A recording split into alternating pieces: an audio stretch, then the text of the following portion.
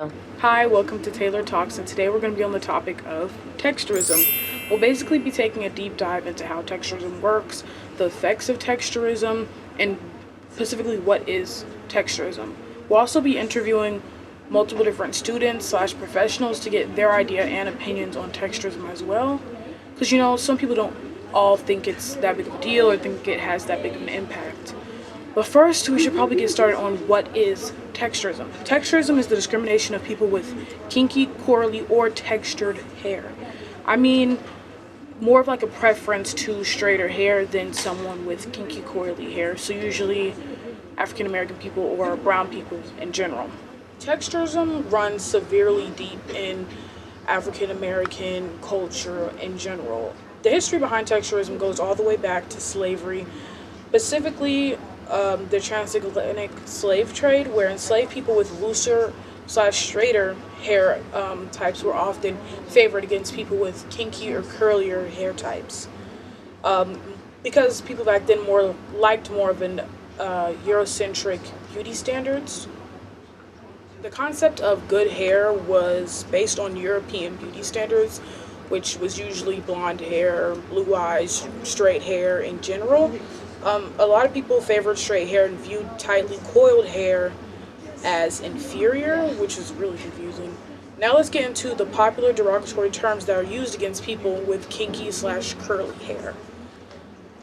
Horsehair, peasy headed, messy, improper, and intelligent, which doesn't make sense because this is the hair that grows out of your scalp naturally. Media also has a way of making hair texture improper look. From a journalist making derogatory terms about 7-year-old Beyonce's daughter, Blue Ivory, to a TikTok influencer named Lip Gloss being bullied for wearing her natural hair without any manipulation. Manipulation is basically without any gel, edge control, or just having your hair out naturally. And the backlash over a young black girl's hairstyle in an H&M ad. Texturism is alive and well to this day. Multiple celebrities choose to wear their natural hair out. For example, Janelle Monáe. Janelle Monáe is one of the leading women in Hollywood who chooses to stand by the natural hair movement. Next, we have Viola Davis, who once opened out about her struggle with loving her natural hair after having to cut her hair when battling with alopecia. Next, we have Solange Knowles. Solange Knowles states, "I honestly was tired of the energy surrounding my hair, so when I cut it off, I didn't think anything about what anyone else had to say." Next, we have Nicole Ari Parker. Nicole stated once, "I wanted my daughter Sophie to love herself and her hair, which is a big part of that." Like I said before, I want to interview multiple African American students and just people around my school to get their ideas on texturism as well. Okay, what's your name and your grade? Madison, and I'm a junior.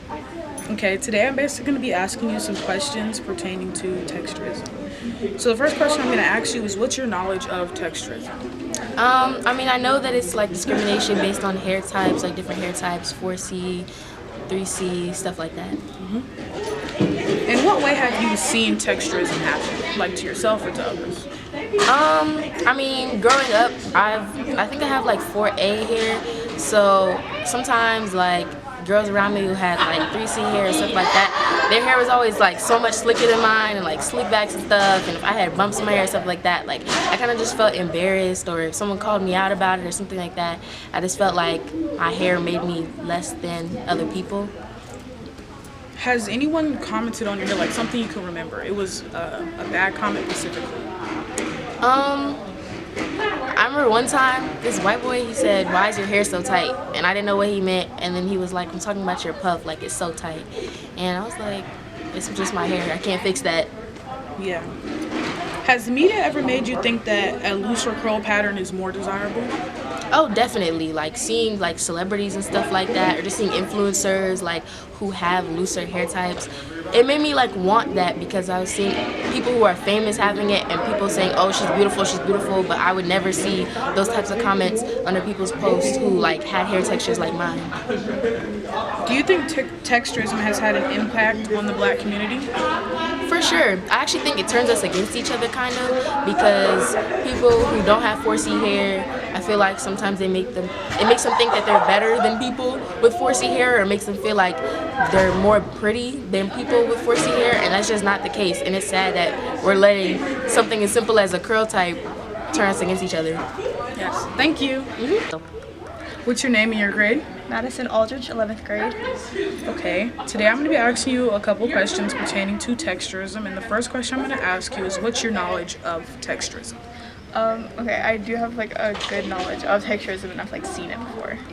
And yeah, that's it. Okay, in what way have you seen texturism happen to you or to like another person? I've just seen people like judge people like how like coily their hair is, and like tell them like they should straighten it more whenever like their hair is like okay, and then like they favor less curly hair, like less coily hair over coily hair. Okay.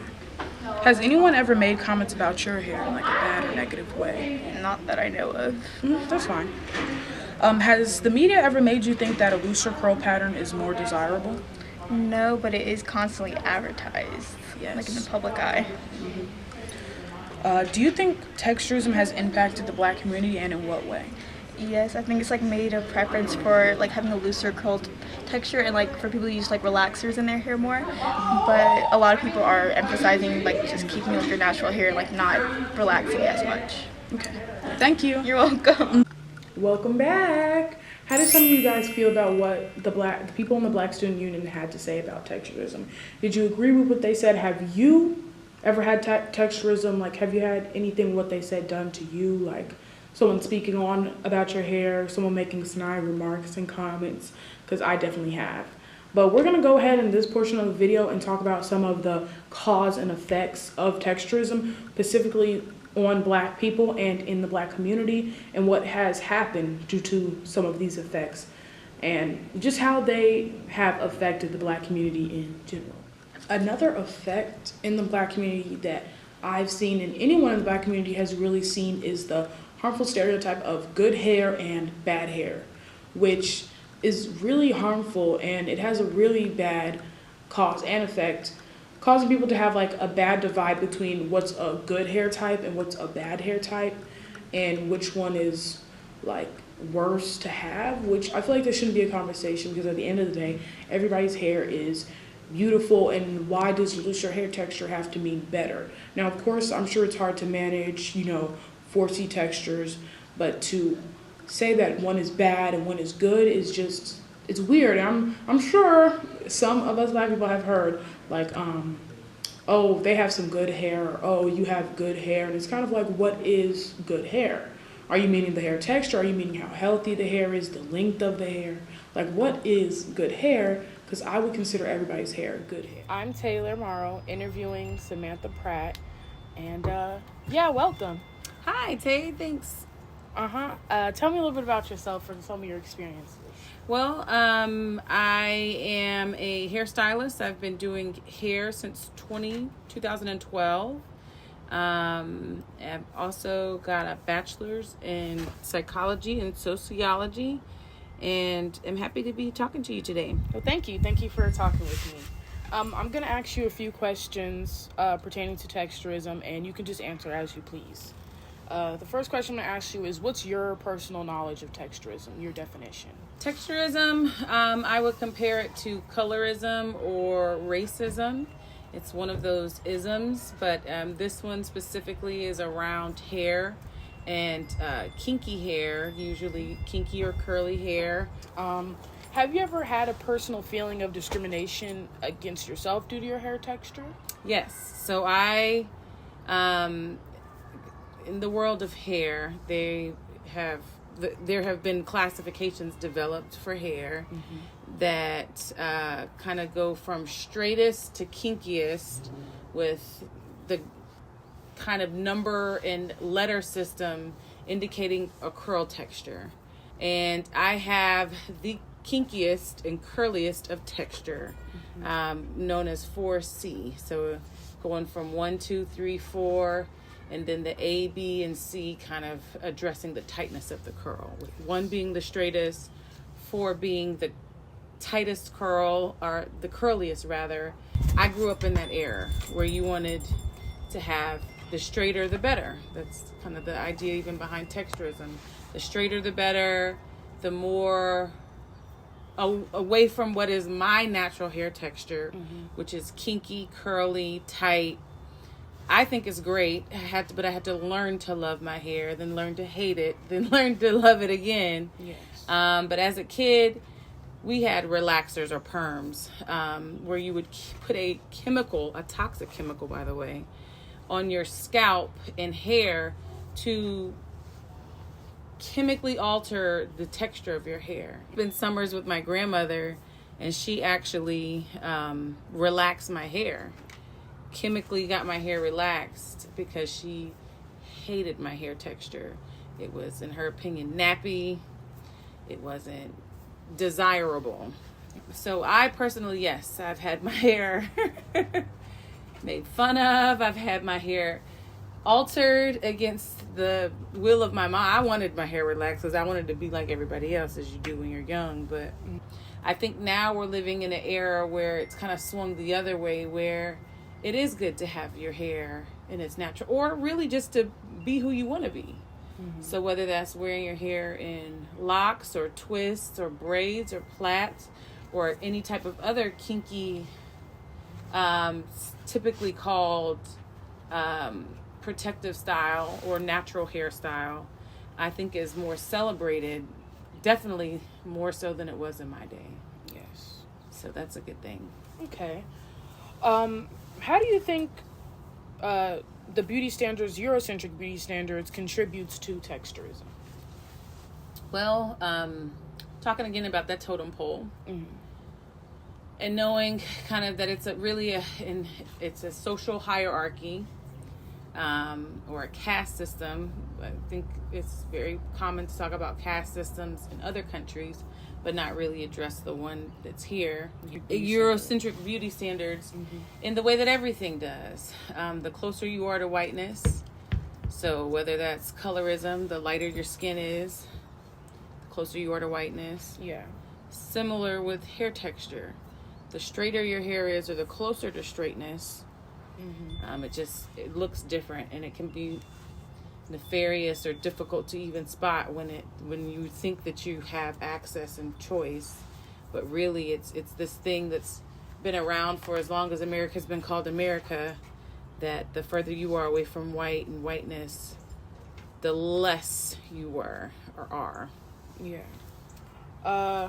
Do you believe there's a difference between hair discrimination and texturism, and if so, how? If you were to ask me that question 5 years ago, I would have said no. Maybe longer than that. Maybe 10 or so years ago, I'd say no, there's no difference.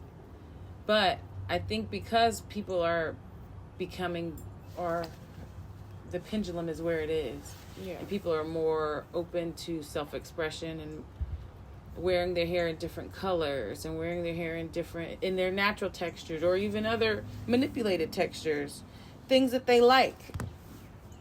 You have people, it's not just texturism. It could be however you wear your hair. If you wear your hair in different colors, if you wear your hair bald, because some people really don't like to see a woman walking around with a bald head, you can be discriminated against because of that. Yeah. So texturism isn't the only way to be discriminated or experience hair discrimination, but it's probably still the most prevalent because it's been going on the longest. We had pink and purple hair for as long as we've had kinky hair, being that it's always been around as long as people have been around. But yeah.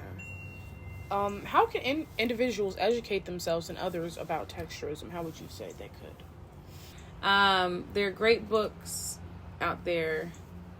So comedian Chris Rock did a documentary on hair and hair texturism, and I'm gonna look it up now. It's called Good Hair, and it came out in 2009. Sheesh. Texturism is a big thing, but I think it's something that, with all the things that people discriminate against, it's not talked about a lot.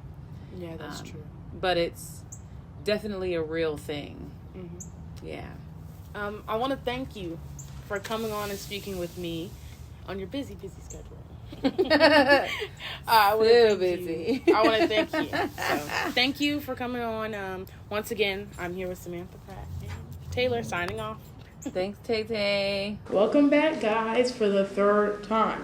What did you guys think? Like, what do you guys think the professionals said that was really good, or do you think what they said held some truth to it? Since they're professionals, I did hold them to a higher standard because they also helped me get more into the inside of texturism and made me think more about it.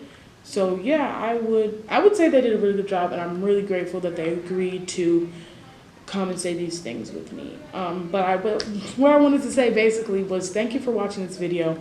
I hope this video gave you a little bit of insight on texturism, maybe made you think a little bit more about it. Maybe you said or heard somebody say something to you that was just like, oh yeah, that may be kind of weird, because at the end of the day, we're all human, and hair is hair. Hair is hair, and it's on your head. So I just want to thank you guys for watching this video, and hopefully you learned something about it and you got to dig deep into it. So thank you for watching today's video.